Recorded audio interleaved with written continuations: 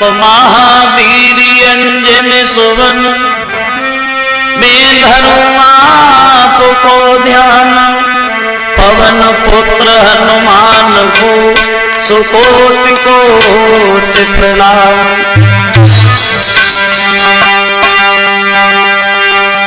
तो दीन बंधु दया निधि और है प्रभु न्यायाधीश, तुम सदा सहायक दीन के, मैं तुम्हें नवाऊं शीश।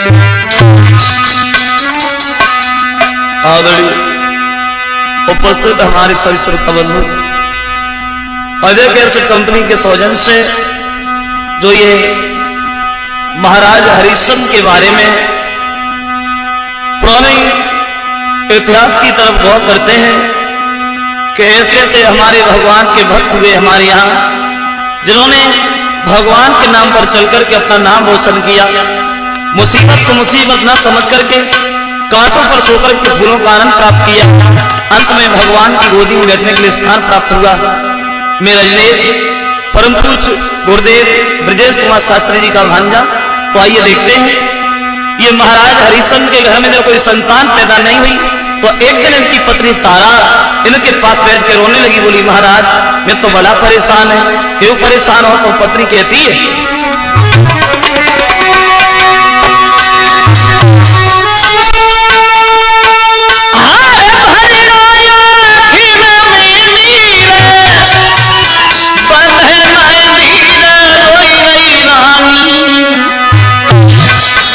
संतान के घर में सैया हो रही है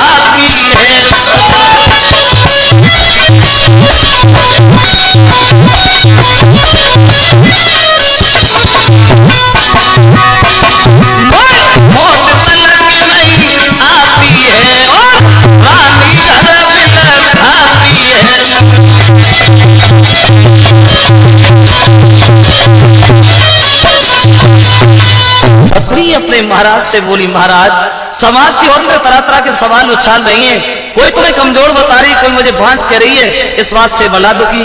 तो महाराज हरिश्चंद्र समझाने लगे, सुनो तारा, सुत देना न देना और देकर के छीन लेना, ये सब परम पिता परमेश्वर की अनुकंपा हुआ करती है महारानी, और ये चिंता करना गलत। और बोले कि ये चिंता बड़ी चिता से है जो नर को निर्जीव बनाती है।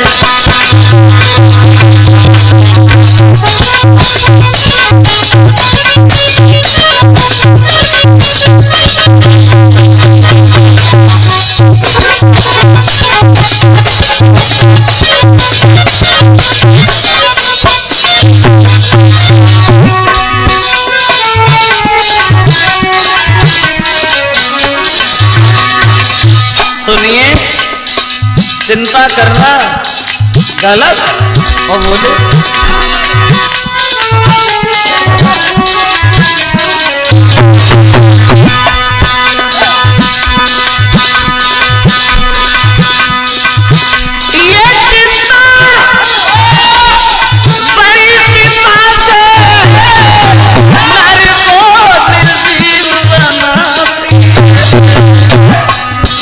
मुर्दा को चिता जलाती है, चिंता जीवित को खाती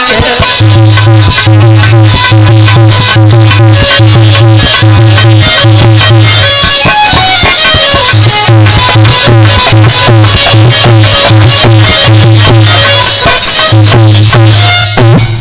चिंता करना गलत है।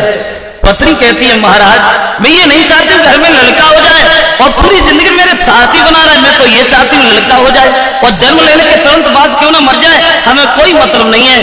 तो महाराज हरिश्चंद्र अपनी पत्नी को समझा के अकेले में बैठ के बहुत रोए और जहाँ हरिश्चंद्र रो रहे हैं अकस्मात वहां वरुण देवता का आना हुआ और रोता हुआ देखा तो कहने लगे क्यों, अरे तुम तो राजा हो और राजा होने के बाद भी रो रहे हो, आखिर बात क्या है। तो महाराज हरिश्चंद्र बोले महाराज मेरी पत्नी घर पर रो रही है इसलिए हमारे आंसू निकले आए। पत्नी क्यों रो रही है, तो बोले कि घर में हो जा तो एक लाल आए जन्म ले तुम्हारी जा।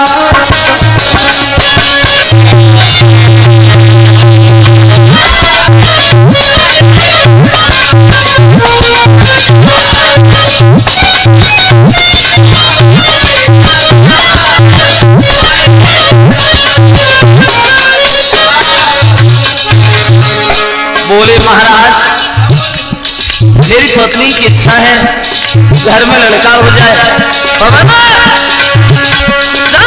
जन्म लेता मरी जातो ये कलंक तो मिटी जातो।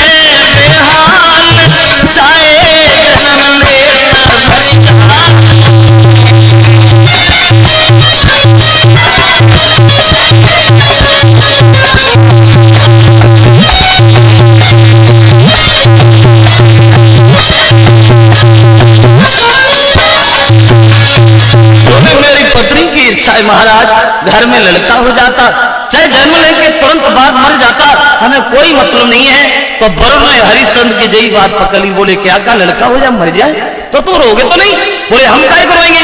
तो कहने लगे सुनो लड़का तो हो जाएगा, खूब उस बच्चे को देके खुशियां मना लेना, मगर अंत में उसी बच्चे को तुम हमारे यज्ञ में चढ़ा देना। कहो मंजूर है, बिना सोचे समझे हरिश्चंद्र ने हामी वर्दी बोले ठीक है।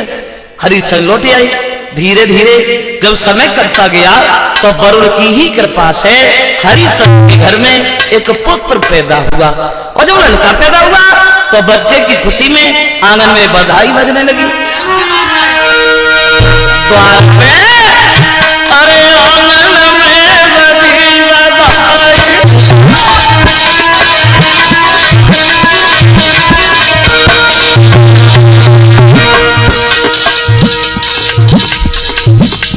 बधाई बज रही है। बच्चे की खुशी ने वो बात तो भूल ही गई जो वरुण से फायदा करके आए थे।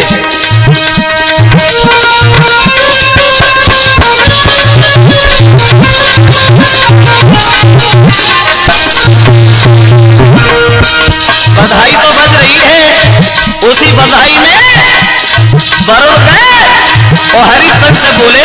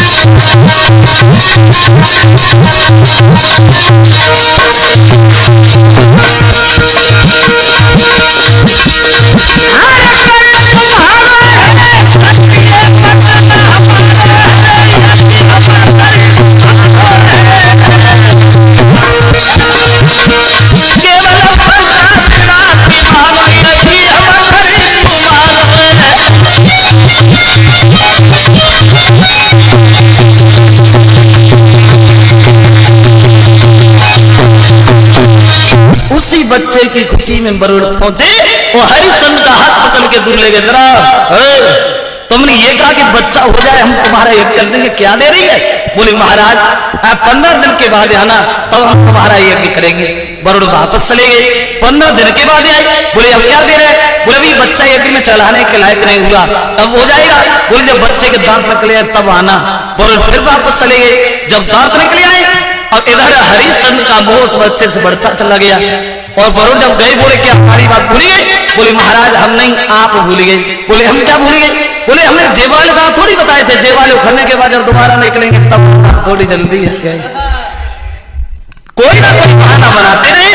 और इधर रोहितास की माँ ने सुन लिया कि हमारे पति हमारे बच्चे को हार गए वरुण से। दुनिया भर में ऐसी कोई माँ नहीं होगी जो अपने बच्चे को एक में जलता हुआ देखे। रात में गोद में बैठा लिया और बोली बेटा माँ साहब कि भग गैया लला मेरे अंगना से रमे गैया।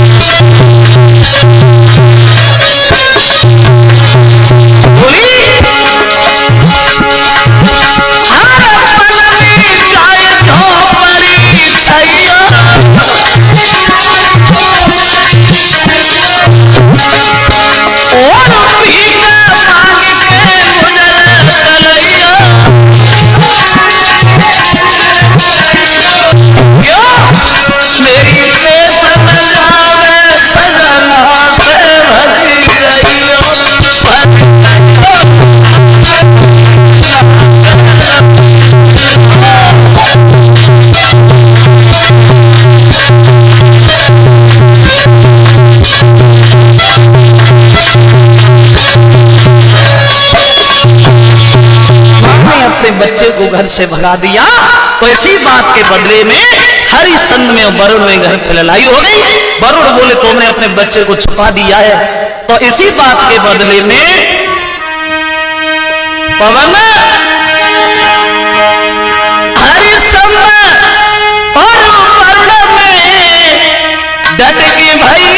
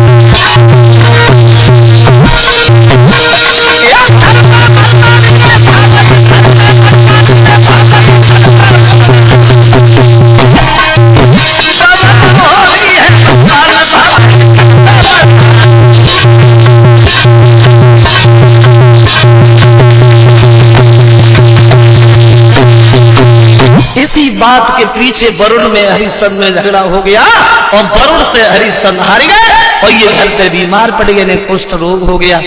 इधर हरिश्चंद्र घर पे और इधर रोहितास जंगल में है। 3 दिन हो गए, भूखा प्यासा वन में घूम रहा है। एक वृक्ष की छाया में बैठ गया, सोचने लगा भगवान वैसे कहने को मैं राजा का लड़का हूं, मगर कैसी है हमारी किस्मत जो खाने को नाज नहीं है। एक कवि कहता है रोहितास रोने लगा, ये कैसी है जिंदगानी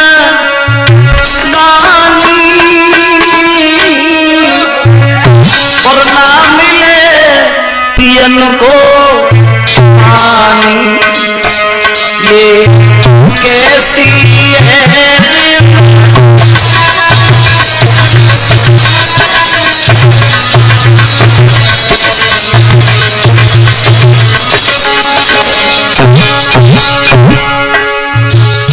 सोच रहा है क्या करूंगा तो अरे क्या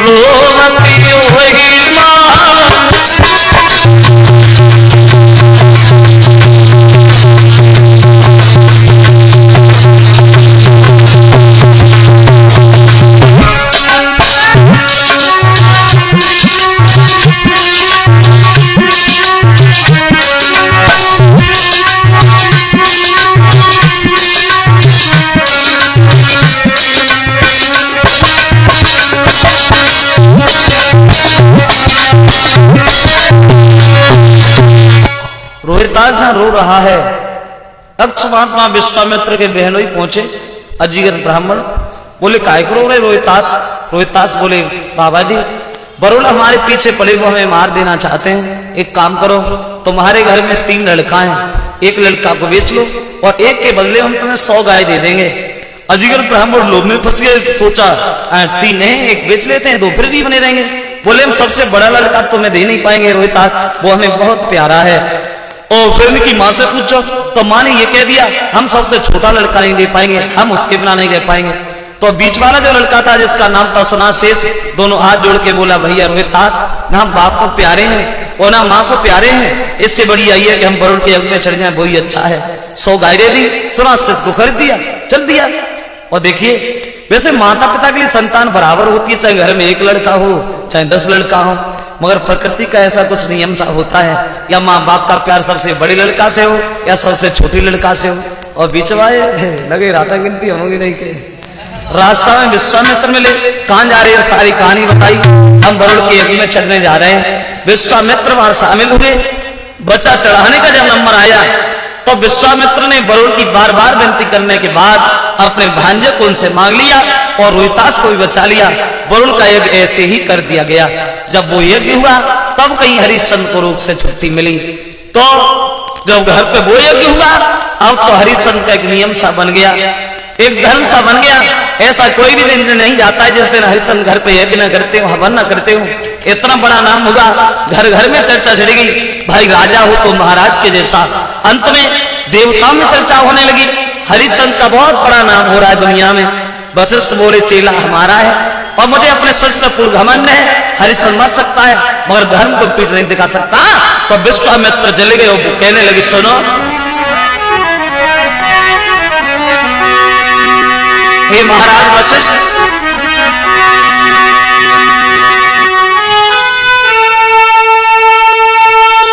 तो सब तो होता है, तो होता है और पर सीमा सबकी रहती है। और सावन भादों के दिन पाकर नदियां भी चढ़ के बहती है।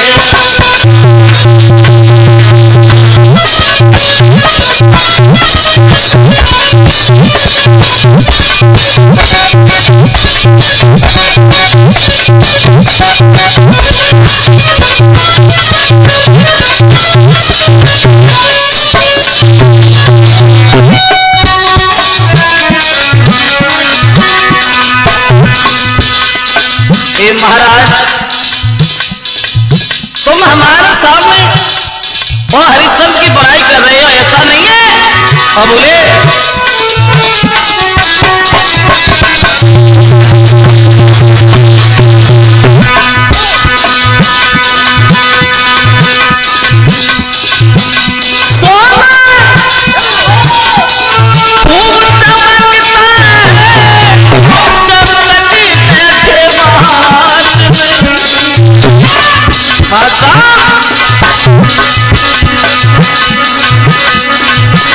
ये केवल सिर्फ ये धोखा है कि सन की बात नहीं।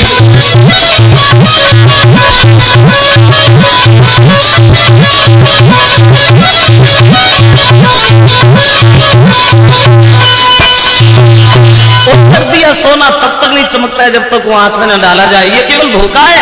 अगर आप तो हम हरिश्चंद्र की जांच कर लें। बोले हमें पूर्ण घमंड है, हरिश्चंद्र मर सकता है मगर धर्म को कभी नहीं पीठ दिखा सकता। तो विश्वामित्र बोलेगा एक ही झटका में मैंने हरिश्चंद्र को नाम दिखा दिया तो मैं भी गाद का पुत्र नहीं का जा। चले महाराज सबसे पहले सुगर बने और जहां हरिश्चंद्र का बाग है उस बाग में प्रवेश करते हैं। और वो अरे तीनों हरी भरी फुलवारी,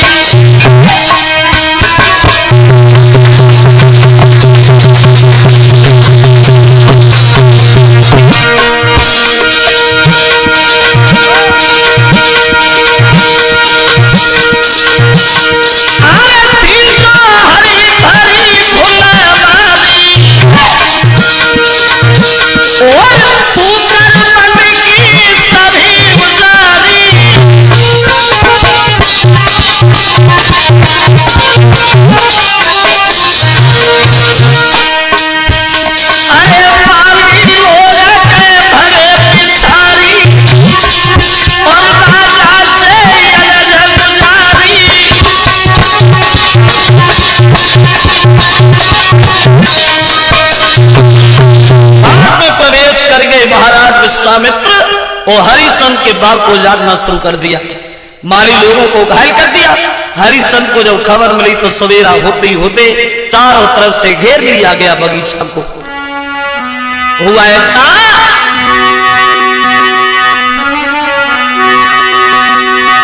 कि घिर गो बाग झट राजा को और जन्नतन से सरदार से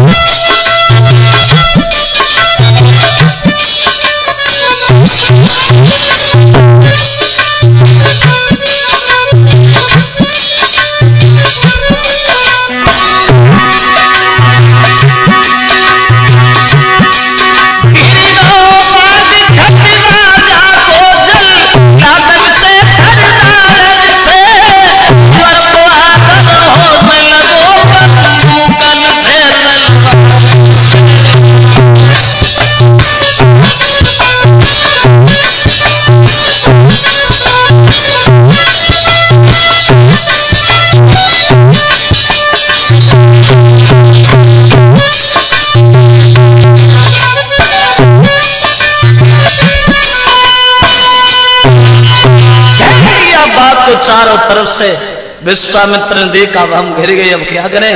तो जहां हरिश्चंद्र खड़े हैं उनके पास से घुरघुराते हुए भागे। विश्वामित्र आगे, हरिश्चंद्र पीछे भागने लगे। भागते गए, बहुत दूर निकले गए। पीछे मुड़ के देखा, हरिश्चंद्र तो काफी पीछे पर रह गए। वही भेष बदल लिया, महात्मा बन गए और रास्ता में बैठ के माला जपने लगे। हरिश्चंद्र पास में पहुंचे, बोले महाराज आप कितनी देर से बैठे इधर, कोई सुअर गया है क्या? विश्वामित्र बोले देख रहे हैं बहादुर लगते, सुअर का शिकार करते हो, कैसे बहादुर हो, क्या नाम है तुम्हारा? बोले महाराज मुझे दुनिया के लोग हरिश्चंद्र कहते हैं। और जो ये बात सुनी तो विश्वामित्र हरिश्चंद्र की बड़ाई करते हुए बोले क्या कहा, तुम्हारा नाम हरिश्चंद्र? बोले हाँ। बोले तो मैं बड़ा किस्मत का धनी लगता है महाराज, मैं तो तुम्हारे पास आ रहा था। और बड़ाई करते हुए बोले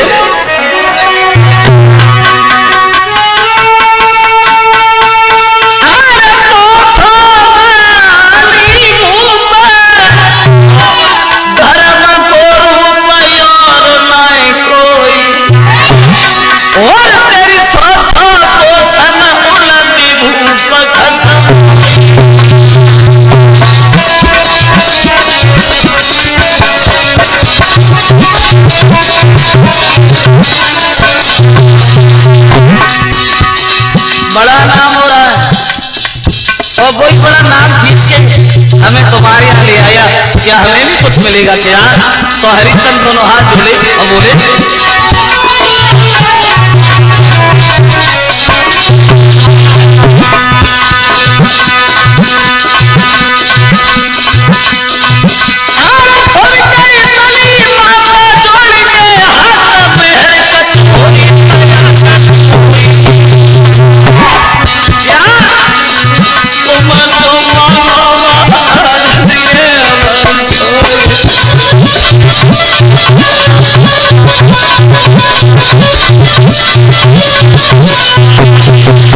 हरिश्चंद्र दोनों हाथ जोड़े बोले महाराज आप हमारी जितनी प्रशंसा कर रहे हैं हम उसके बराबर तो नहीं है।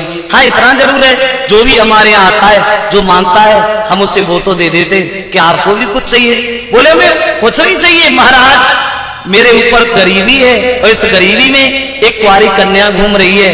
ये महाराज हमें अपने लिए नहीं, जिस द्वार पे जाता हूँ मुझे बिना दहेज के कोई बैठने नहीं देता भगवान, इसलिए ज्यादा नहीं कि ब्राह्मण में कहीं कुछ अधिक नहीं और थोड़ा सा दान चुकारा।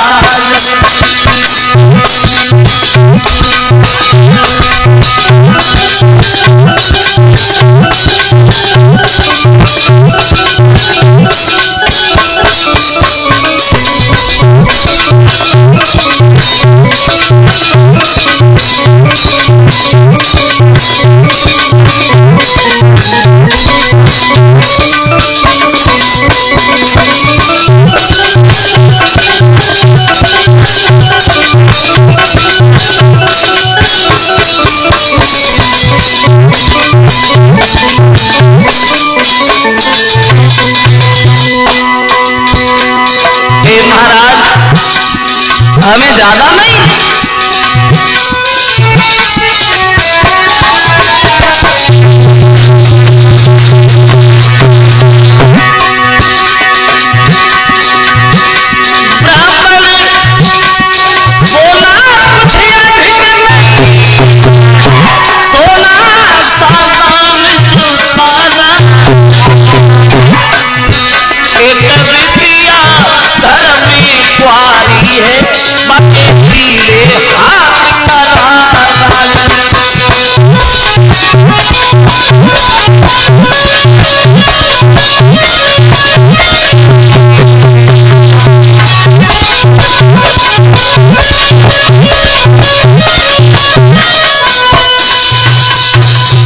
ज्यादा नहीं, इतना धन हमें दे दो जो हम अपनी बेटी की शादी किसी अच्छे घर में कर सके। बोले महाराज अभी तो कुछ नहीं है, घर पे चलो तो हम घर पे चल के देंगे। विश्वामित्र बोले घर पे क्या करेंगे, हम तो बड़ा संतोषी महात्मा यहीं से लौट जाएंगे। बोले कुंजी और लगाम के अलावा कुछ भी नहीं है। बोले तो क्या हुआ, कुंजी लगाम ही दे दो, हम तो बड़ा संतोषी महात्मा है। नहीं समझ पाए महाराज और वो कुंजी लगाम ही उनके हाथ में दे दी। विश्वामित्र ने जल्दी जल्दी में संकल्प पढ़ दिया, सुनो जो भी दक्षिणा देनी है वो तुम्हारी इच्छा अनुसार, मगर हमारे संकल्प के पढ़ाई की दक्षिणा हमारी इच्छा अनुसार। बोले कितनी है? बोले ज्यादा थोड़ी है, 60 भार सोना है बस। बोले चलो घर पे चल के देंगे। घर पे पहुंचे, हरिश्चंद्र गद्दी पे, विश्वामित्र नीचे खड़े हैं। बोले हमें दक्षिणा चाहिए। अब हरिश्चंद्र ने एक नौकर को इशारा दिया, बोले महाराज को जाकर के 60 भार सोना दो और इनकी बेटी की शादी के इतना धन और दे दो जो ये अपनी बेटी का विवाह किसी अच्छे घर में कर सके।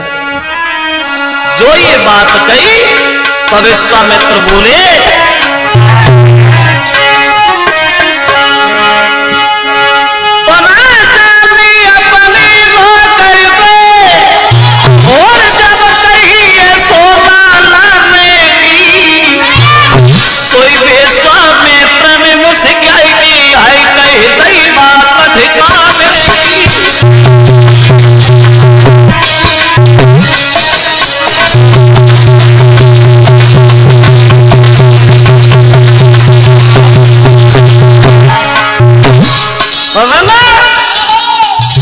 जो ये बात कही विश्वामित्र बीच में बोलने लगे, हे प्रशंकु के लाल पागल हो गया क्या? बोले महाराज भूल, बोले लंबी भूल।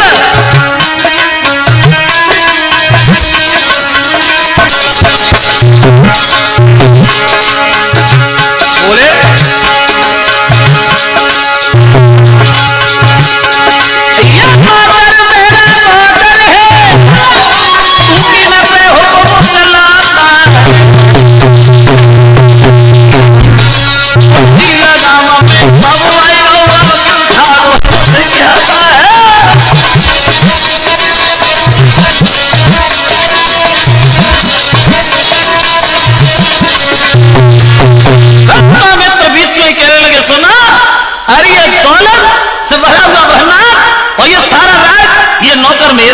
अब हमें वो चाहिए जो तुम्हारे राज से बाहर है, क्या समझे?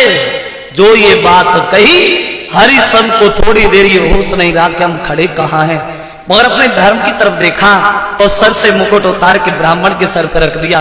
लीजिए महाराज, ये राज्य आपका, यहाँ के रहने वाले लोग आपके, हम तो तुम्हारी प्रजा के समान है। विश्वामित्र बोले प्रजा के समान नहीं, प्रजा हो। और ये चेहरा कैसा सुखिया? राज्य के जाने का तो हो गया क्या? बोले महाराज हमें राज्य के जाने का कोई कष्ट नहीं है, दुख है तो एक बात का। किस बात का? कहने लगे सुनिए, आप भगवान का भजन करने वाले हैं, वन वन में भ्रमण करने वाले हैं, आपके आजान राज्य कैसे चलता है भगवान? आपकी जो इच्छा वो करना, मगर एक विनती हमारी आपसे। क्या? तो बोले कि मेरी प्रजा के नरी नारी रखियो मती, मेरी जनता के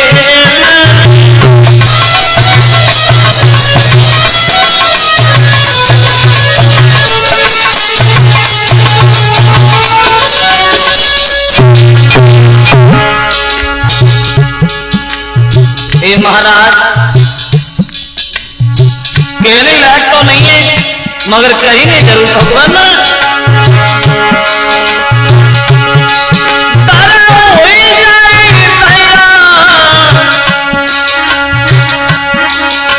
तुम्हारी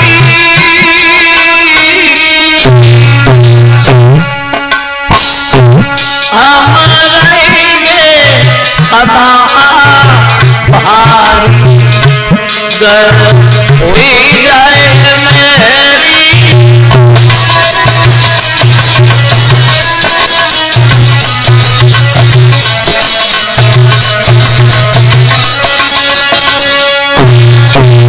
कहने लगे हमारी प्रजा को कभी कष्ट मत देना। विश्वामित्र बोले पागल हो गया, चाहे वो कष्ट दे, चाहे दुखी रखे, चाहे सुखी रखे, बीच में तुम्हारे बोलने का कोई अधिकार नहीं है। मुझे दक्षिणा चाहिए अभी इसी वक्त। बोले महाराज अब मेरे शरीर के अलावा कुछ भी नहीं बचा, आप हमें बेच लो, अपने कर्जा को अदा कर लो। विश्वामित्र कहने लगे पागल हो गया, कौन खरीदेगा तुझे? और अगर कोई खरीदने के लिए तैयार भी हो गया तो 60 भार सोने बहुत महंगे पड़ोगे हरिश्चंद्र, कोई नहीं लेगा। बोले कहने लगे महाराज हम अकेले नहीं है, मेरे घर में एक पत्नी है, एक हमारा लड़का है, मेरे पुत्र को बेच लो। और मेरी पत्नी को बेच लो। विश्वामित्र बोले हाँ हाँ, पुत्र को बेच लो, पत्नी को बेच लो, पागल हो गया? दुनिया भर में ऐसी कौन सी स्त्री है जो अपने पति के कहने से बिक जाएगी? एक बात बताऊं, छोटी सी बात, सुख ही सुख, मतलब बोले मतलब ना, बोले कि सतवादी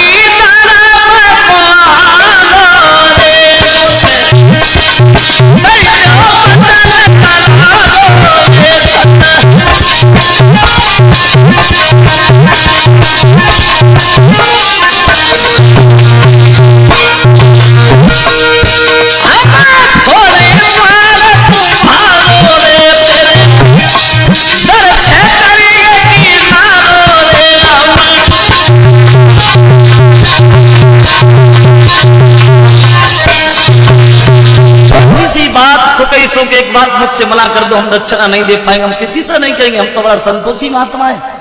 हरिश्चंद्र बोले महाराज आप जिन स्त्रियों में से मेरी पत्नी की गिनती कर रहे हैं, मेरी पत्नी उनमें से नहीं है, मर जाएगी, मगर ऐसे वचन कभी नहीं कहेगी। बोले तो जाओ पूछ के आओ, बिकने के लिए तैयार है, हम तो भी खुश, और नहीं तैयार है बहुत ज्यादा खुश। चले महाराज, सब कुछ त्यागने के बाद वहां ओए मन में मनईन भूप जब बहलन पहुंचायो,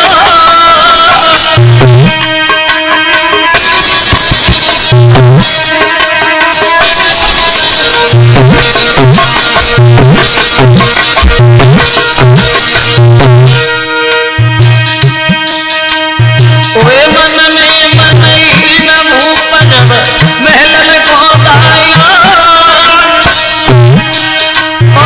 हाथ जोड़ के सन्यासी से फिर से बतलायो, अभी आंगन में जाता हूँ और प्राण प्यारी तारा को संग लेके आता हूँ, ये प्रीति की रीति बताई है और समझ बूझ तत्काल भूप ने मारी नवाई नहीं है, फेरी महलन में आई है आवत पति निहारी नारी में कल नवाई है, फेरी महलन में आई है।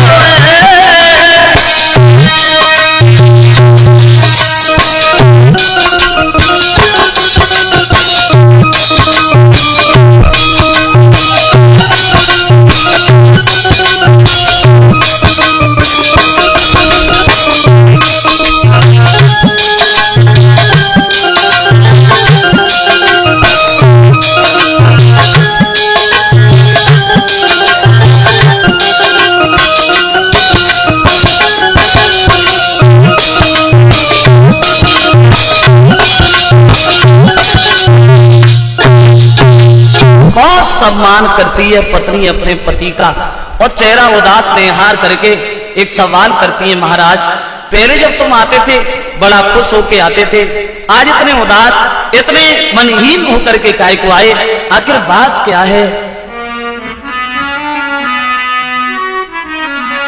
पत्नी अपने पति से सवाल करती हैं और पूछती हैं कि हर पल कलियों से खिलते थे और जब कभी आंगन में आते थे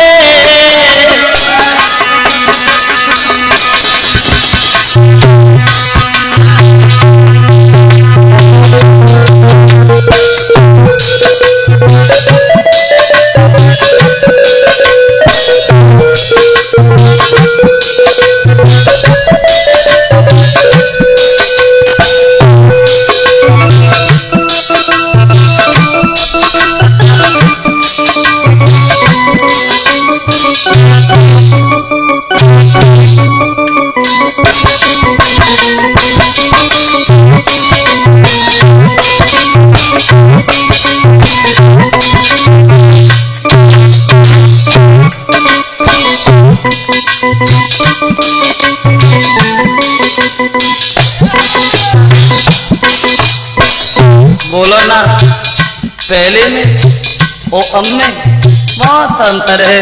और पत्नी सवाल करती है भगवान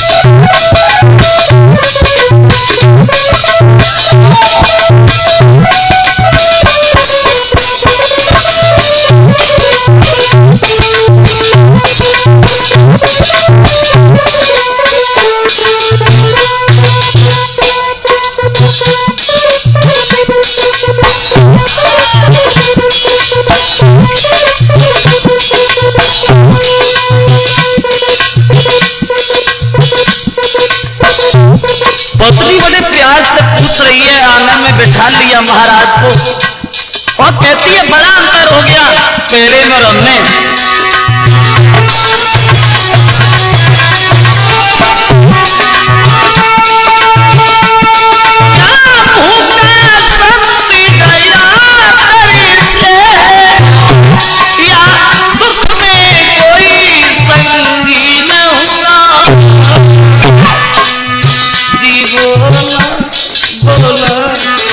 से और जिससे चेहरा गमगीन हुआ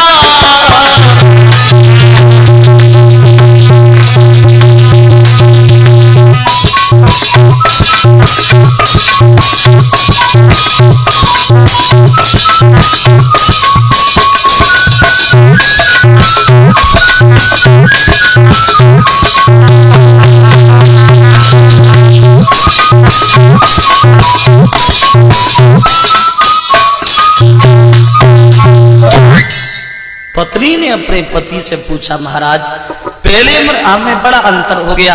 तो हरिशन समझाने लगे सुनो तारा, इंसान की सबसे बड़ी भूल वो हुआ करती है जब इंसान अपनी बात में फंस जाता है और आज मुझसे वही भूल बनी। एक महात्मा के चक्कर में आकर के हमारा सब कुछ बदल गया, हमारा राज्य चला गया, हमारा सिंहासन चला गया, मगर हमें जाने का कष्ट नहीं है। सब कुछ जाने के बाद भी हम कर्जेदार हैं, हम ऋणी हैं। हम तुमसे एक बात पूछने आए तारा, क्या तुम इस धर्म की नाव के पार से उस पार लगा सकती हो? क्या तुम थोड़ा सा हाथ बता सकती हो? क्या तुम हमारे साथ रख सकती हो? तो पत्नी बोली महाराज तुम तो ऐसे पूछने चली है जैसे मैं किसी दूसरे की पत्नी है। चलो हम चलते महाराज, इस शरीर पर तुम्हारा हक है। बेटा तो बात छोटी बात। पत्नी बोली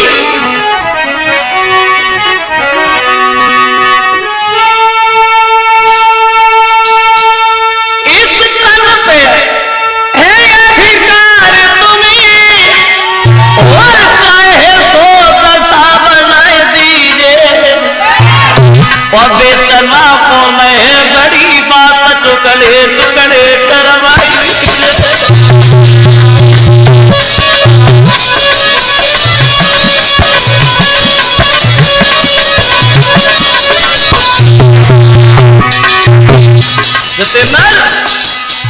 पत्नी कहती है अरे बेचना बहुत छोटी बात है महाराज, सुनो ना। चलियो राजा जल्दी चलियो, दासी को प्रथम बेच दीजिए, ब्राह्मण को कर्ज अदा करके रविकुल की लाज बचाइए।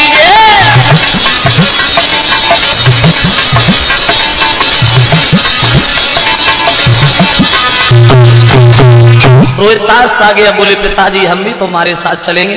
कहने लगे वस्त्र आभूषणों पे हमारा तुम्हारा कोई हक नहीं है, थारा तुम्हारे पास कोई फटी पुरानी साड़ी रखी हो वो पहन लो। क्या दशा है जब तीनों प्राणी चले हैं काशी में बिकने के लिए। एक कवि कहता है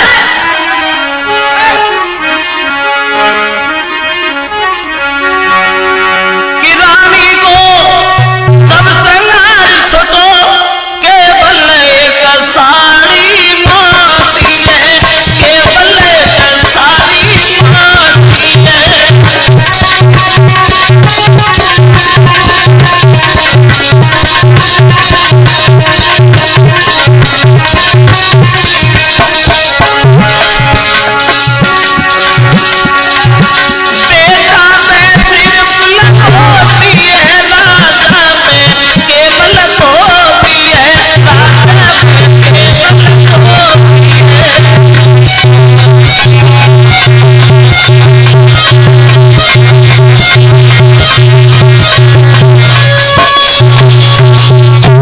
प्राणी जब चले हैं काशी में बिकने के लिए, भाग रहे हैं। जिस रानी ने कभी घर से निकल करके देहरी नहीं देखी थी, आज काशी में बिकने के लिए जा रही है। क्या दशा है तीनों प्राणियों की। नंगे पैर भाग रहे हैं, पानी भी नहीं पिया। विश्वामित्र तो फिर भी चिल्ला रहे हैं, बड़े काशी बहुत दूर है, ऐसे कब तक पहुंचोगे बड़े। आप भागते गए, जब पानी नहीं पिया तो रोहितास जो था वो प्यास के कारण बेहोश होकर जमीन पर गिर गया। विश्वामित्र पीछे लौटे आए, क्या हुआ, ये लड़का मर गया क्या। बोले नहीं महाराज, प्यास के कारण बेहोश हो गया है। विश्वामित्र कहने लगे अभी बेहोश हुआ है, थोड़ी देर बाद मर जाएगा, और मर जाएगा तो तुम्हारा क्या बिगड़ जाएगा, नुकसान तो हमारा है। तुम तीनों में से एक भी मर गया, कौन देगा हमारे संकल्प को पढ़ाई दक्षिणा। ये ले मेरा कमंडल, इसे पानी पिला ले, जिन्ना बनाए रहे, मरे नहीं। बोले हम नहीं पिलाएंगे महाराज, आप पूछ लो। गए विश्वामित्र, कहने लगे रोहितास देख लिया तेरा बाप कितने पत्थर दिल का है, तेरा नहीं हुआ और किसका होगा, मगर तेरा तरस मुझसे नहीं देखा जाता। ये कमंडल लो, पानी पी लो। रोहितास बोले बाबा जी हम पानी नहीं पिएंगे। क्यों, तो बोले कि रोहित ने जवाब दिया, हे ब्रह्मलैया वो तो ज्ञानी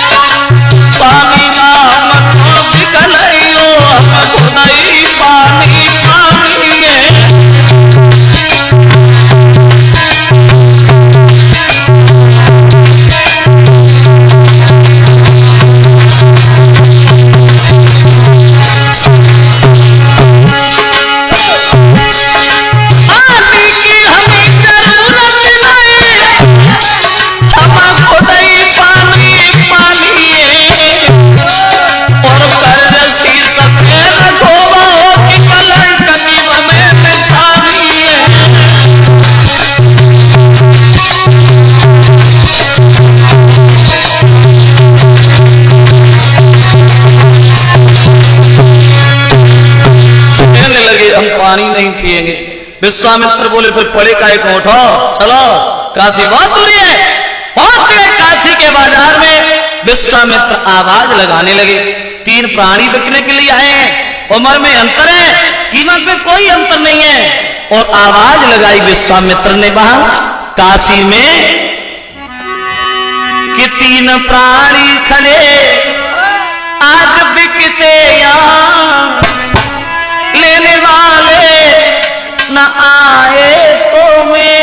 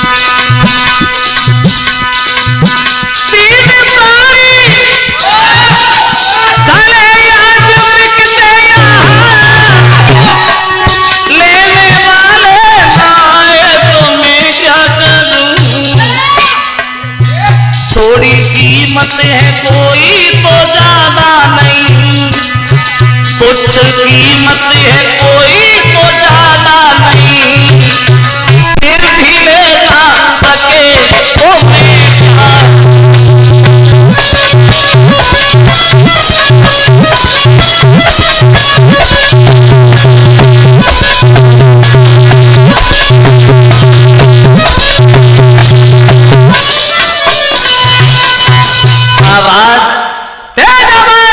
उस आवाज को सुनकर के लंबी भीड़ लग गई। वहां देखने वाले तो बहुत हैं मगर खरीदने वाला कोई नहीं है। ये बात चल रही है वहां अकस्मात वहां एक मेहतर पहुंच गया।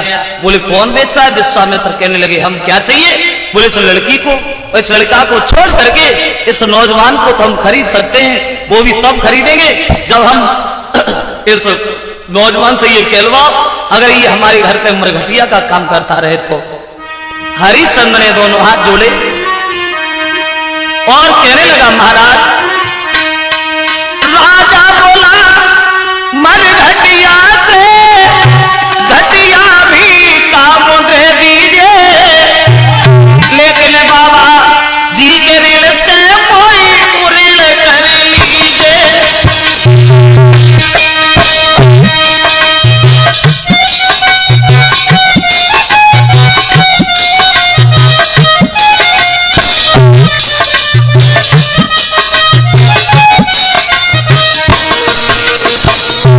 महाराज अरे सुबह से शामल करने लग गल जैसी आज्ञा पाऊं। अरे बोले ये सुबह से शामल करने लग गल जैसी आज्ञा पाऊं, करके सारों कम लौट की बात दिखा।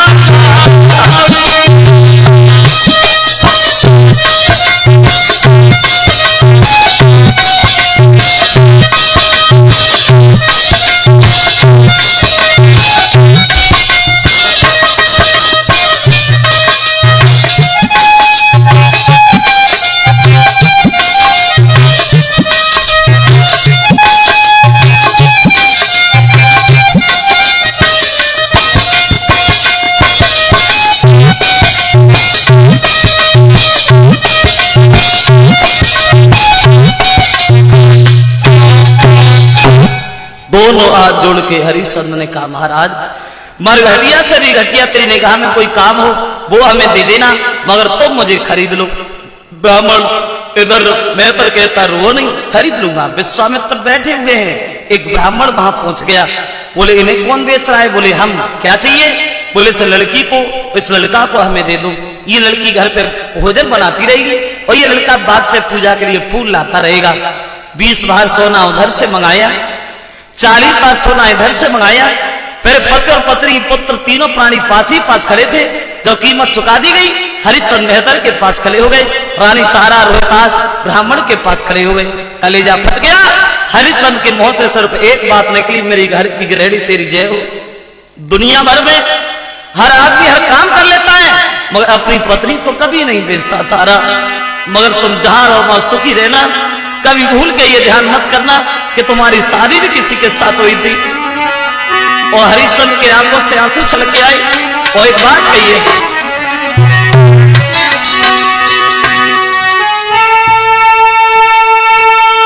जाओ नर मर्दे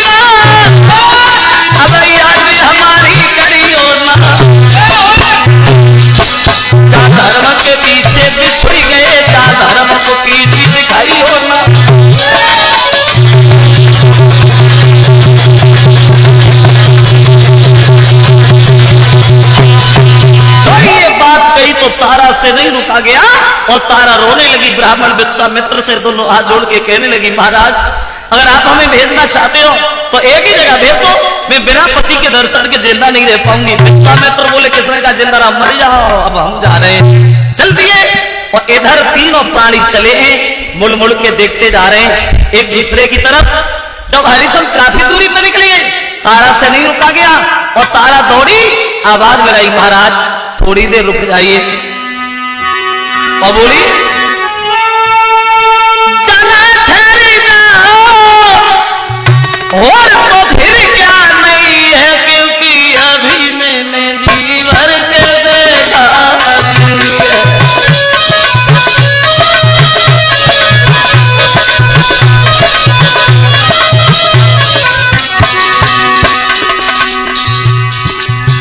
ए महाराज थोड़ी देर रुक जाइए, क्योंकि मेरा सुख चैन और जीवन भी मेरा छीन लिया।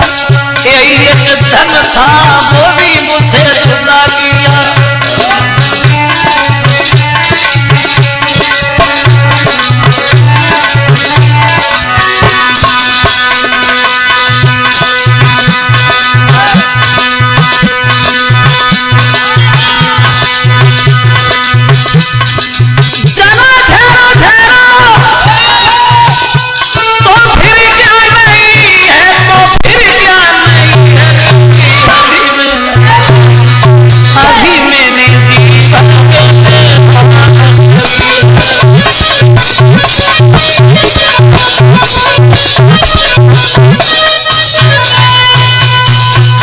हरिश्चंद्र समझाने लगे, रो नहीं ठहरा, मोह जाल में फंसना अब हमारा तुम्हारा ज्ञान फन है, जाओ।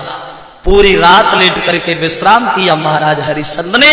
सवेरा हुआ, मेहतर सामने पहुंच गया, क्या हो रहा है? सो रहे हो? अरे 20 बात सुना दिया हमने, सोने के लिए नहीं, उठा ये झाड़ू उठा और जल्दी जा काशी की गलियां साफ करके आओ। चल दिए महाराज काशी की गलियां साफ करने को। देखिए समय को बदलते देर नहीं लगती, पता नहीं समय कौन सी जगह पे कब छोड़ के चला जाए। जैसे साल में मौसम बदलता है, ऐसे ही हर आदमी के जीवन में मौसम बदलते हैं। एक कवि कहता है, सदा दिन एक से किसी के न गुजरते देखे, इंसान दुनिया में चढ़ते उतरते देखे।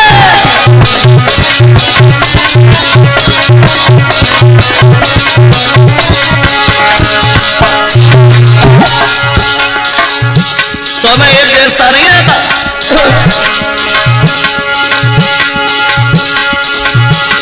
जिन लोगों ने किया था लाखों का लेना देना, लाखों का लेना देना, वही पैसा पैसा को हाथ फैलाते देखे, सदा दिन एक से किसी के उतरते देखे।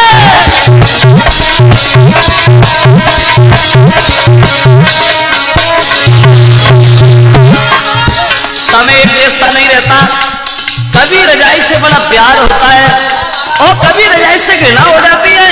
कभी रजाई में 3-3 आदमी घुस जाते हैं, कभी रजाई को दूर फेंकते हैं।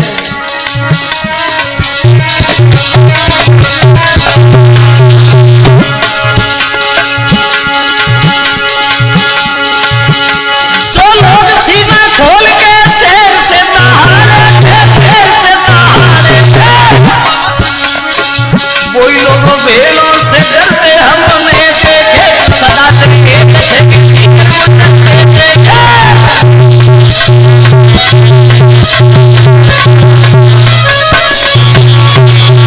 पूरे दिन काशी की गलियां साफ की, सवेरा होने से पहले पहुंच गए महाराज बेहतर के करीब। बहुत खुश हुआ, ऐसे ही काम करना सीखो, हम खुश, बहुत खुश। ये भोजन रखा है, भोजन करके आराम नहीं करोगे, हम अभी गए अभी आए। भोजन करने को तैयार हुए, भगवान का भोग भी नहीं लगा पाया। विश्वामित्र ने देखा भोजन कर रहे हो और हमने कसम खाई है हम तुम्हें धर्म से बेगा के ही मानेंगे, हम भोजन करने नहीं देंगे। पहुंचिए, भिखारी का भेष बना के सामने खड़े हो गए, बोले भैया 3 दिन हो गए अन्न का दाना पेट में नहीं गया, कुछ हो तो हमें दे दो, मुझसे भूख के मारे प्राण निकल रहे हैं। हरिश्चंद्र ने सोचा हम तो एक ही दिन के भूखे, ये 3 दिन का भूखा है। अपना भोजन उठाया, दे दिया, भैया आप खा लो। खुद पानी पी के संतोष कर लिया। दूसरे दिन उतनी मेहनत करनी पड़ी। जब भोजन करने का नंबर आया, विश्वामित्र फिर सामने। 1-2 दिन नहीं, धीरे धीरे महाराज को 26 दिन हो गए, अन्न का दाना पेट में नहीं गया। शरीर सूख करके कांटा हो गया। जिंदगी की आखिरी श्वास से नजर आने लगी महाराज को। इधर 27वें दिन का जब सवेरा हुआ, मेहतर सामने पहुंच गया। क्या हो रहा है? बैठे हो? अरे 20 बात सुना दिया हमने, बैठने के लिए नहीं, काम करने के लिए। और खड़े खड़े मुंह की तरफ क्या देख रहे हो? जा ये घड़ा उठा और बहुत जल्दी जा पानी भर के ला, देर नहीं करना। और बोले हाथ घड़ा ले, हरिश्चंद्र भज की नदी आलो जइयो, पानी भर के जल्दी नहीं मत ज्यादा देर लगियो।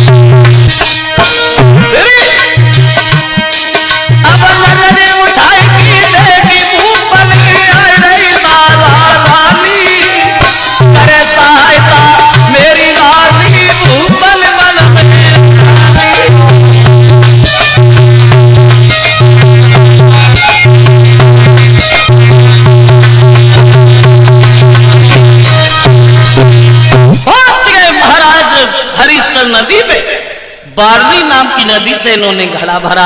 घड़ा तो भर लिया, मगर शरीर में इतनी ताकत नहीं थी जो उस घड़ा को उठा के अपने सर पे भी रख लेते। अंत में देखा महाराज ने, उनकी पत्नी उसी घाट पे उसी समय तारा ही पहुंच गई। और जो पत्नी को देखा, मन में थोड़ी तसल्ली आई। हर मुसीबत में भगवान ने हमारी पत्नी को भेजा, अब तो ये हमारा घड़ा जरूर उठ जाएगा। अब पत्नी पास में भी नहीं पहुंची, दूरी खड़ी हो गई। कहने लगी महाराज आप तो बड़ा कमजोर हो गए, क्या भोजन नहीं मिलता? हरिश्चंद्र कहने लगे तारा, सुख का भोजन, सुख की नींद तो उसी दिन छूट गई जब हम काशी में गए। तारा देख नहीं रही हो, मेरे शरीर में ताकत नहीं है, थोड़ा सा एक काम करोगी क्या? मैं क्या कर सकती हूँ? आंखों ही आंखों में महाराज हरिश्चंद्र ने सारा करते, तारा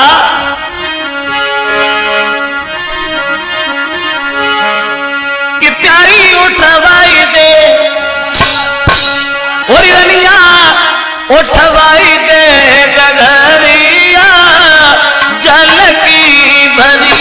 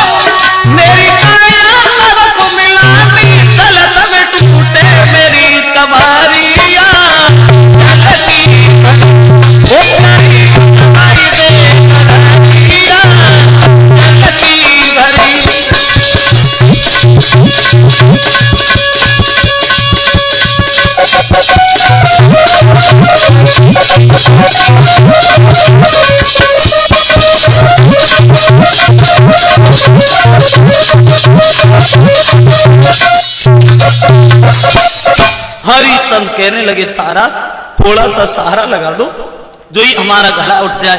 और जो ये बात सुनी पत्नी बोली महाराज पागल हो गए क्या? अरे घड़ा उठवा दो, अरे उठवाना तो बहादुर, हम तुम्हारे घड़ा को छुएंगे भी नहीं। बोले क्यों, क्या तुम हमारी पत्नी नहीं हो? बोले बोल कुछ भी सही, मगर हम तुम्हारे घड़ा को नहीं छुएंगे, क्योंकि तुम्हारे हाथ में मेहतर का घड़ा है, वो हमारे हाथ में ब्राह्मण का घड़ा है। अगर हमने तुम्हारे घड़ा को छू लिया तो मेरा धर्म नष्ट होगा महाराज। इसलिए हाँ, हम तुम्हें एक उपाय बता रहे हैं, उस पर चल जाओ, ज्यादा ताकत नहीं लगेगी। अब बोली कि तुम्हें देवी अकली बताई है, चल मैं घोटिया उठाई है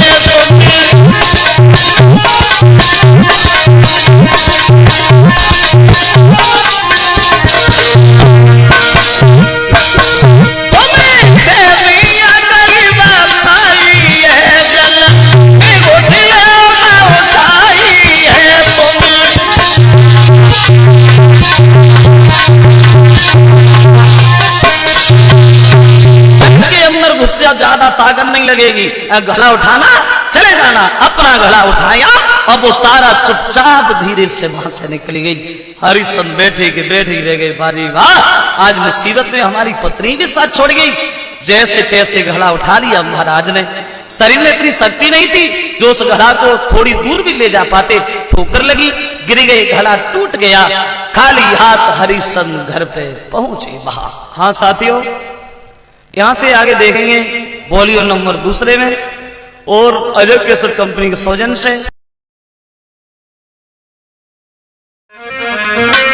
तो दीन दयाल सुनी जब से, तब से मन मेरे में सी बसी है, और को नाम त्याग दयो, प्रभु तेरे नाम की भेंट कसी है। तो तुमने नाथ दशा वो है, जैसे जल जाल में मीन फंसी है, ऐसी करो जम लाज रहे, प्रभु तेरी हंसी न मेरी हंसी है।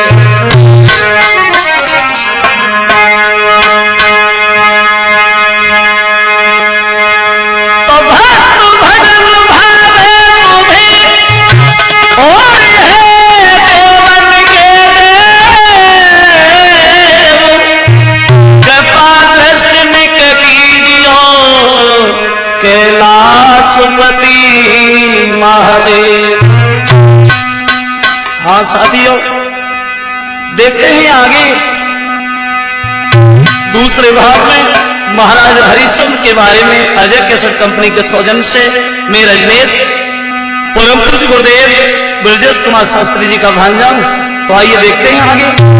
जब महाराज गए खाली हाथ, घड़ा जब टूट गया और जब मेहतर में खाली हाथ महाराज को देखा तो कहने घड़ा कहां है? हरिश्चंद्र हाथ जोड़ के बोले भगवान वो घड़ा मुझसे टूट गया। कहने लगा अगर ये काम मुझसे नहीं होगा, एक काम करो, ये लाठी उठाओ और शमशान में जाओ, पहरा लगा। इधर महाराज हरिश्चंद्र पहरा लगाने लगे शमशान में।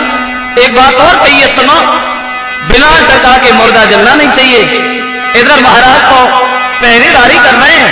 आप इधर देखें, जारानी तारा रोहितास रह रहे वहां। एक बार ब्राह्मण बोला, तारा तेरा लड़का इतना बेसहारा हो गया है, एक पैसे का काम नहीं करता, एक काम करो, उससे कहो बाग में चला जाए और पूजा के लिए फूल तोड़ लाए।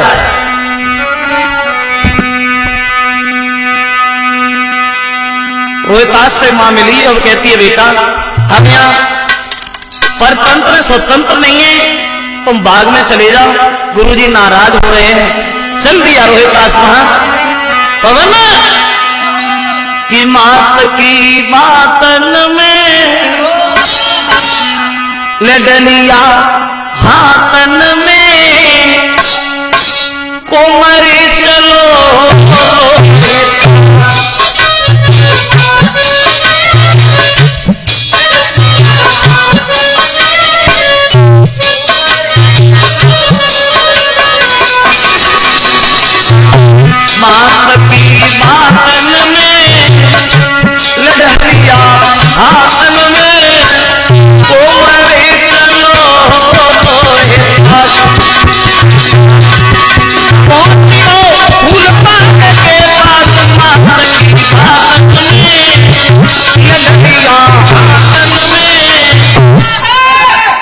कुमारी चलो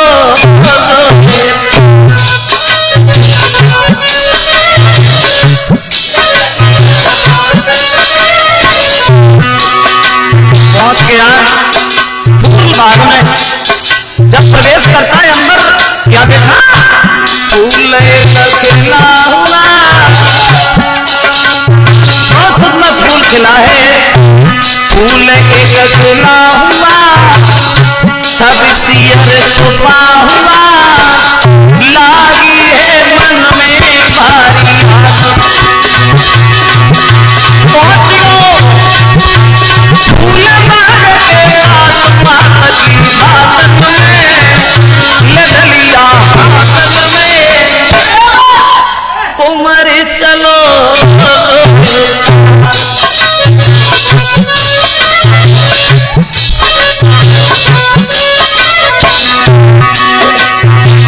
पहुंच गया, एक बहुत सुंदर फूल खिला है। सोचा चले से तोड़ लेते।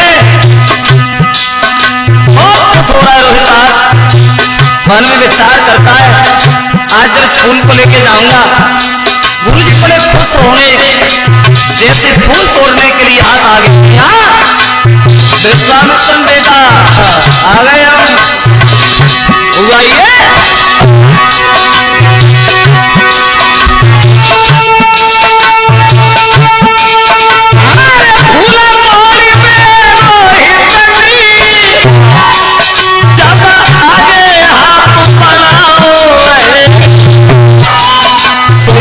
विश्वामित्र ने सरक बन के पकी उंगली में डस खाओ।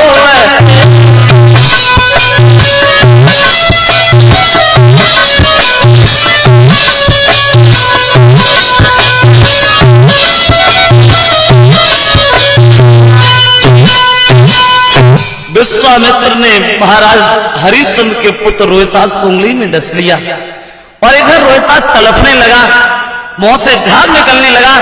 और उधर विश्वामित्र ने काशी में आवाज लगाई, सुना काशी के लोगों, किसी का बहुत सुंदर बालक था, रोजाना बाग में फूल तोड़ने जाता था। आज जब वो गया, उसे किसी सर्प ने डस लिया है। जिस किसी का वो बाग में चला जाए, उठा लाए उसे। जैसे ही ये आवाज सुनी, तारा भोजन बना रही थी, एकदम से रोने लगी। मेरा लड़का ही गया था, भागी, मगर ब्राह्मण ने रास्ता घेर लिया। खड़ी रहा, कहां जाने लगी? बोली महाराज मेरे बच्चे को सर्प ने डस लिया है। ब्राह्मण वो डसी तो लिया, मर थोड़ी गया, पहले भोजन बना, उसके बाद जाएगी। भोजन बनाया, दोनों हाथ जोड़ के फिर बोली महाराज क्या मैं चली जाऊं? बिल्कुल नहीं, भगवान का भोग भी तुम्हें लगाना है। भोग लगाने लगी। तुलसीदास जी कहते हैं,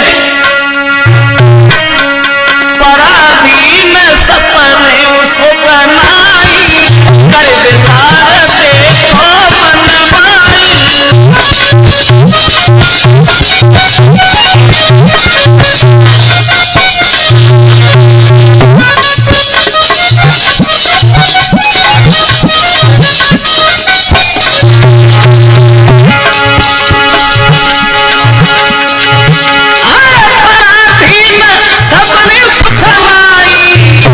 कर विचार देखो मनमाई।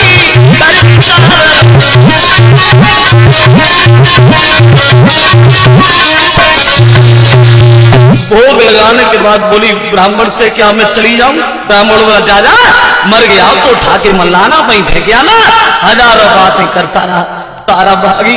क्या देखा? रोहितास तड़प रहा है, एकदम से गोद में उठा लिया। क्या हुआ बेटा? रोहितास बोला मैया मुझे सर्प ने डस लिया है, अब मेरी जिंदगी ज्यादा देर की नहीं है, मगर रोना नहीं मैया, क्योंकि अगर तुम रोगी तो मैं रोने लगूंगा। तारा बोली बेटा अब मैं रो नहीं तो मैं करूं क्या? रोहितास बोला मैया लियो जन्म सो मरत है, तीर दिल में दीजिए एक बार पुचकार मैया,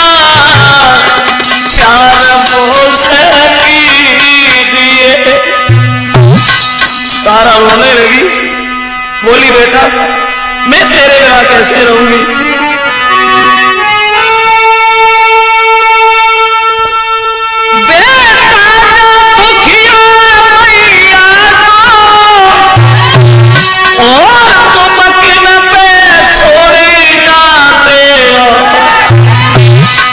अब धर्म के मल्हा बन करके नैया मझधार डुबाते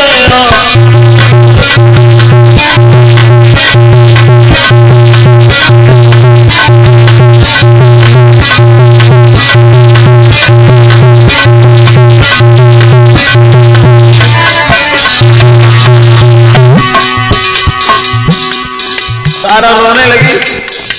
बेटा रोहिदास मैं कैसे रहूंगी, क्योंकि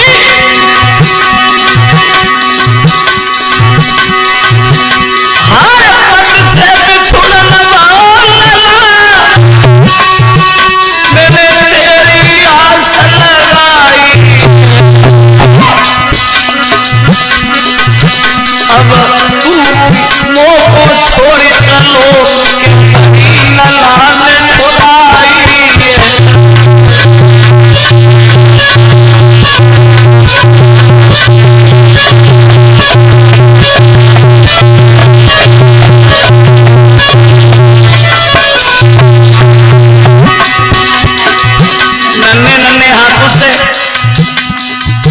रोहिदास ने अपनी माँ के आंसू पहुंचे हैं और एक बात कहता है मैया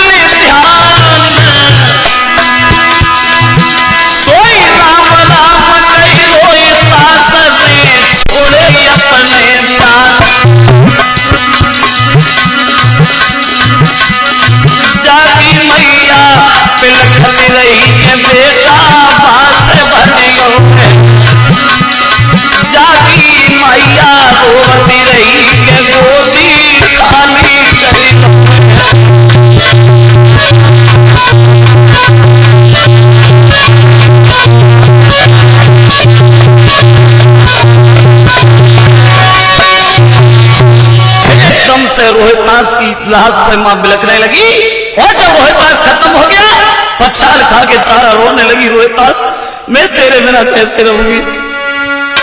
और बोली कि बेटा मारे सुकुमारे वो से मैया कई बोली मेरे लाल।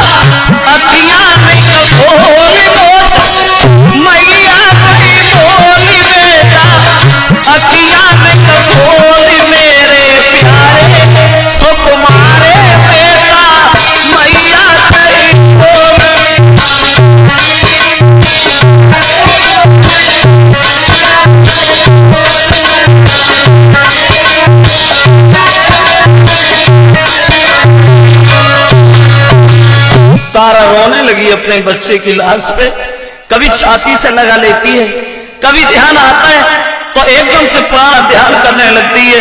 बोली है माँ अजिरोवती मात बूझी रही मैया।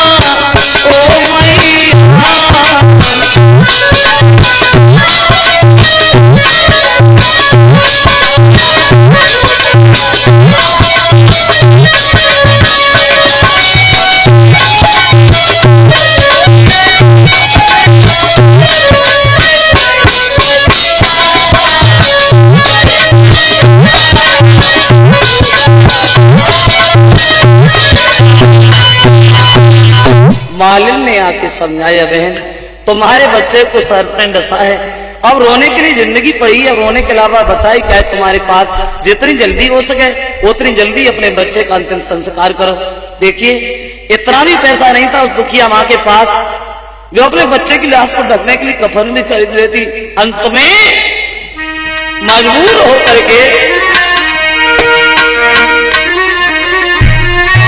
आधी सारी थारी मात ने लला को कफन बनायो, लेके पुत्र की लाश अगारी को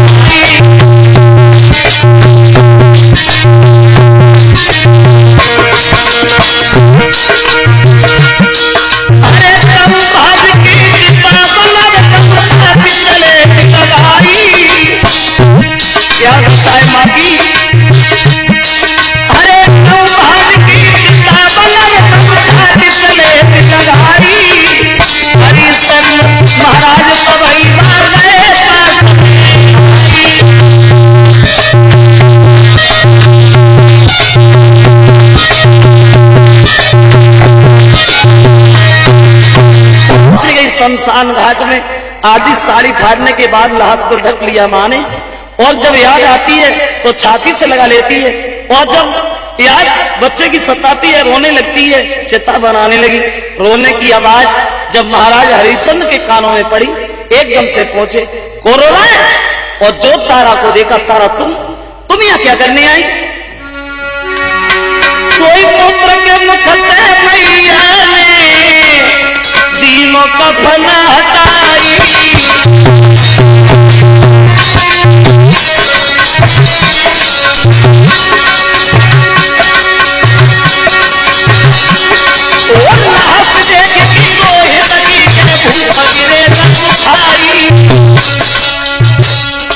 जो लाश देखी एकदम से पछाड़ खा के गिर गया। तारा क्या रोता खत्म हो गया?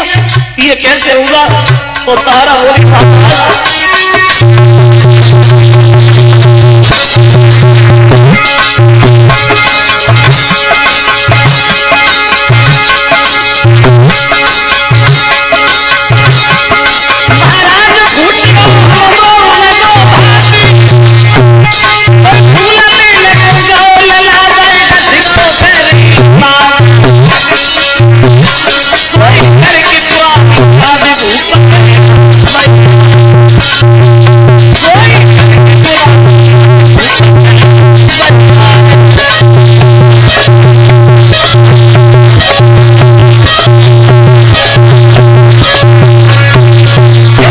रोहितास की लाश को निहार के हरिश्चंद्र रोने लगे। तारा क्या रोहितास खत्म हो गया?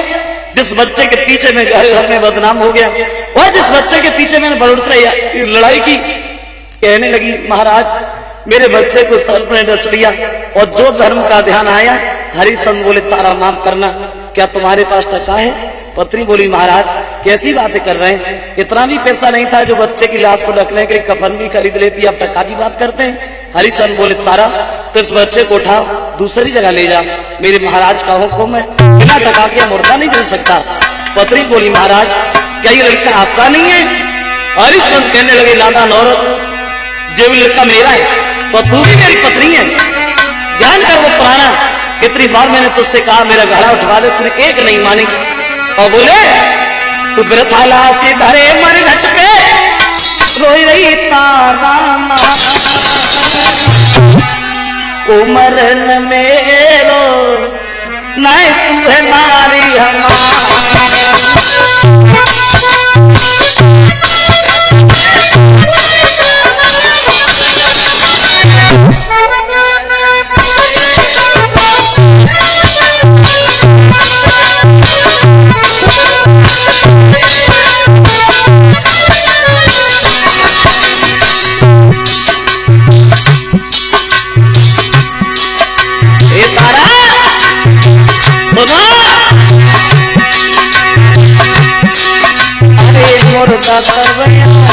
सदा पे कर दूं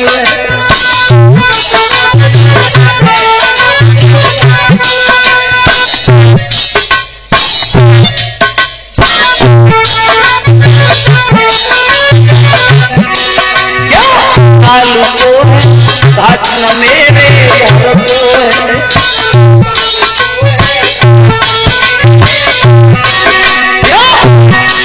तू सपा एक में धर्म बिगाड़े निकल करे कुमरन मेरो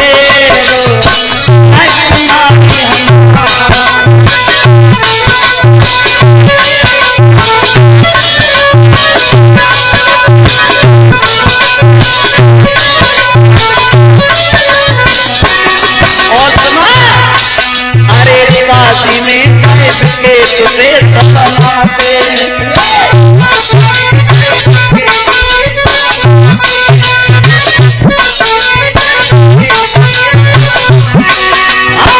अरे लोग शपथ करे हमारे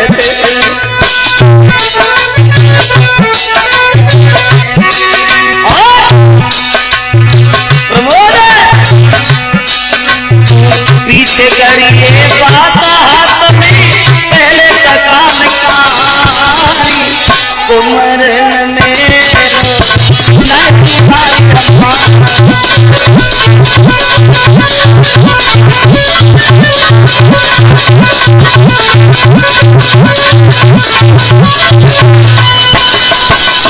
बिना टका के अमृता नहीं जलेगा तारा इच्छा हो तो इसे ले जाओ अगर जलाना है तो बिना टका के यहाँ कोई काम नहीं है। और जो ये बात सुनी समझ गई अब ये नहीं मानेंगे, बोली महाराज बच्चे की लाश को जल जाने दो, बाद में टका का भी इंतजाम हो जाएगा। देखिए जो रोहितास की लाश बाहर रखी गई, हरिश्चंद्र और रानी तारा बेहोश हो गए। होश आया तो हरिश्चंद्र ने वही बात कर दोहराई, तारा मुझे टका चाहिए। बोली महाराज तो मैं जहां से दिखाई देता हूं वहां से ले लो। देखिए धर्म के दीवाने को आदि साड़ी जो पहनी हुई थी तारा, जैसी हाथ आगे किया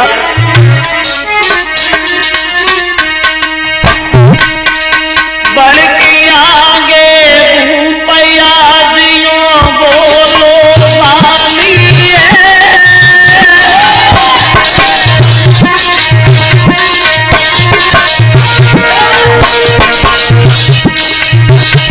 अरे बढ़ के आगे भूपया दियो बोलो वाली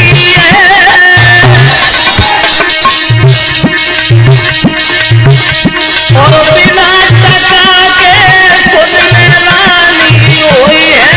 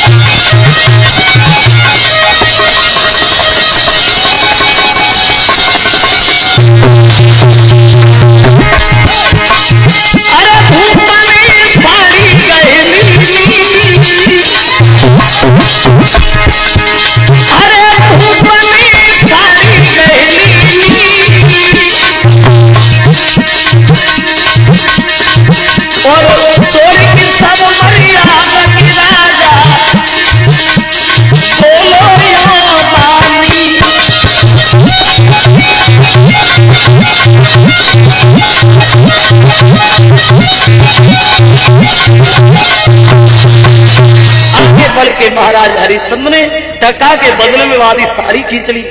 और जब साड़ी खींच ली तो शर्म के कारण तारा वहां से भागी और बेहोश होकर गांव से बाहर एक मंदिर पे जाके गिर गई। और जहां तारा बेहोश पड़ी है विश्वामित्र ने देखा मौका बढ़िया है, अब एक खेल और खेल लेते, हमारा क्या जा रहा है। एक का बच्चे को उठा लाए और तारा के पास में लिटा दिया। हुआ ऐसा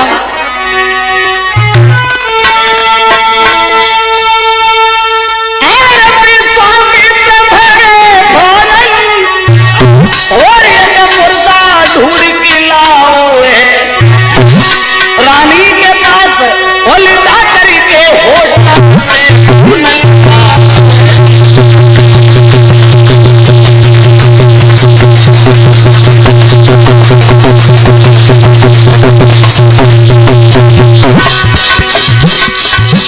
एक मुर्दा बच्चे को उठा लाए, तारा के पास लिटा दिया, होठों से खून लगा दिया और गांव की गलियों में आवाज लगाई।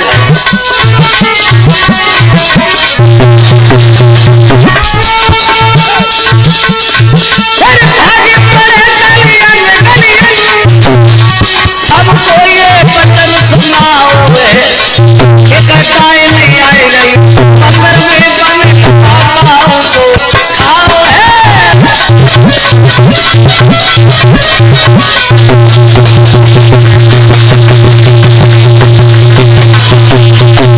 गांव में जाके आवाज लगाई, सुनो काशी के लोगों, गांव से बाहर जो मंदिर है उस मंदिर में डायन आई है जो दूसरे की संतान खा रही है। और जो ये बात सुनी हलचल मच गई। काशी के राजा ने कालू मेहतर से कहा और कालू मेहतर ने हरिश्चंद्र को तलवार दे दी, बोले जाओ उस डायन का वध तुम्हें करना है, ये काम तुम्हारा है। हरिश्चंद्र भागे, आवाज लगाई, तारा उठ के बैठ गई। हरिश्चंद्र बोले तू नादान औरत, तेरा लड़का खत्म हो गया तो इसका मतलब ये तो नहीं हुआ दुनिया में किसी की संतान नहीं है। बोली महाराज मुझे नहीं मालूम ये छल मेरे साथ किसने किया, क्या मैं ऐसा कर सकती हूँ। हरिश्चंद्र कहने लगे रानी तारा माफ करना, मेरे महाराज का हुक्म है, मैं तुम्हें मारने आया हूँ। तो तारा रोने लगी, बोली महाराज तुम मार दीजिए, ये दुख से भरी जिंदगी मुझसे जी नहीं जाती। जैसी हरिश्चंद्र ने हाथ ऊपर किया, दांती पीस के राजा ने तलवारी अरे चलाई।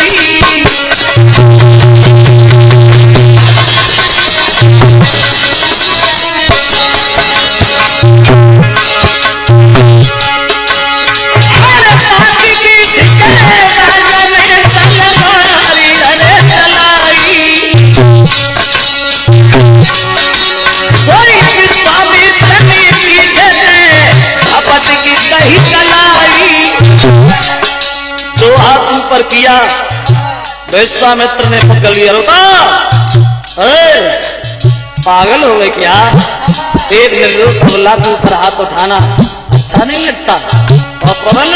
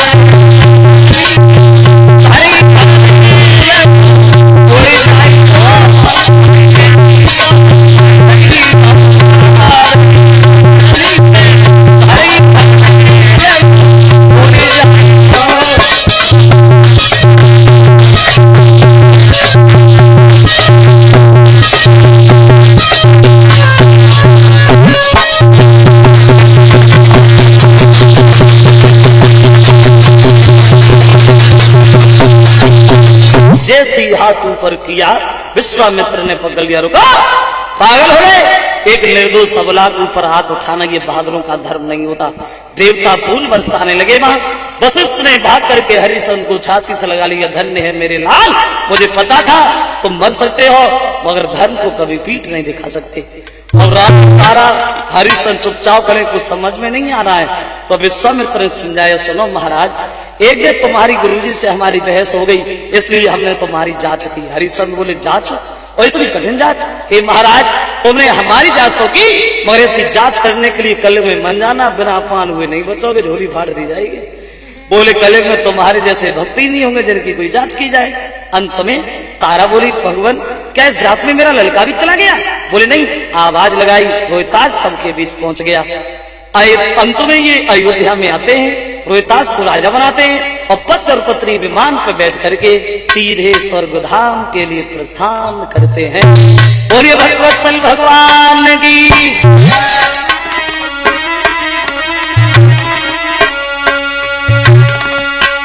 करके रोए प्रभूप हरिशन बासे चल दीने, हरिशन बासे चल दीने, और तो मैं सुन ले दुख जीवन में ध्यान नाए कीने।